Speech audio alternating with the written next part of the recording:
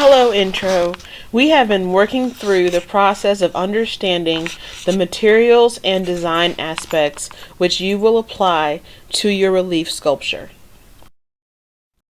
First, you explore texture as an element of design which describes how things feel. The textures you created in your sketchbook are real textures because they are actual textures which you can feel. As you continue, your final sculpture should exemplify solutions to the problem, how do I create real textures through the manipulation of cardboard? Next, you studied the principle of design balance, which is concerned with visual weight, and how the elements of design are arranged because in the visual arts, balance is seen and not weighed. There are three forms of balance. Symmetrical balance, which is predictable and stabilized because the two halves of the composition are identical mirror images. There's radial balance, which is similar to symmetry, but the design radiates from the center.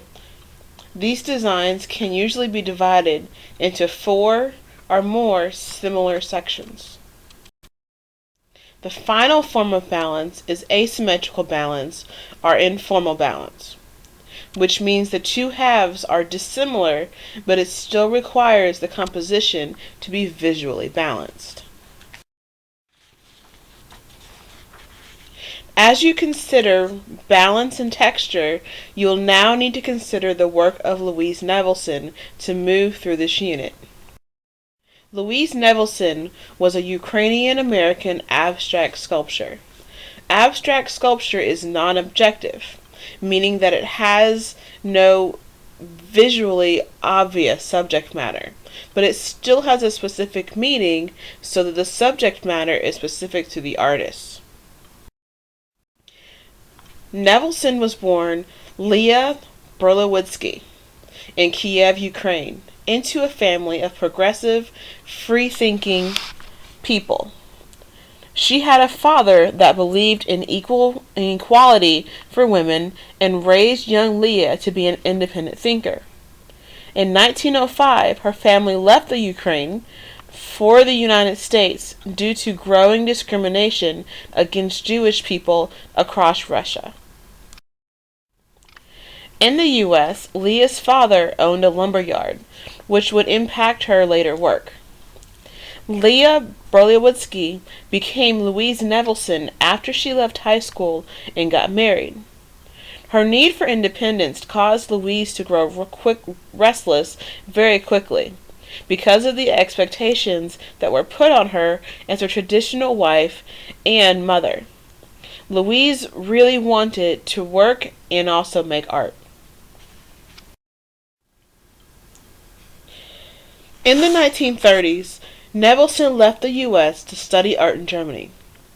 During this time, the premier modern art schools were all in Germany.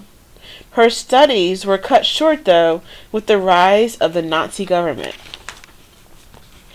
She quickly moved back to New York and continued working on her art. Nevelson was very poor during this time and found it easier to acquire discarded objects and wood on the streets of New York. This is when Nevelson began combining her abstract art education with her past experience as the daughter of a lumberyard owner. Nevelson's work is called assemblage art. Assemblage art is work created by combining existing individual objects into a whole. Nevelson dipped her found objects and wood scraps into paint and then assembled the individual pieces into sculptures. She later evolved into working with crates, which she joined together to create larger pieces. These crates filled her apartment as she produced each individual one. The size and scale of her work helped Nevelson to gain respect and interest in her work. If you look closely at her pieces, can you see how the individual crates are stacked on top of each other to create that large size sculpture? The large-scale sculpture of this kind was very unusual for female artists at the time. This sculpture is her homage to 6 million, representing the Jews that were killed during the Holocaust. She worked on creating meaning in her work by using ideas that were important to the person that she was. She did not want to be seen as a woman artist, but as an artist that was equal to other artists, male or female. She did not want to have the title female artist attached to the end of her name. You are now ready to complete the Nevelson Art Journal page. You need to read her biography and use the images on the page.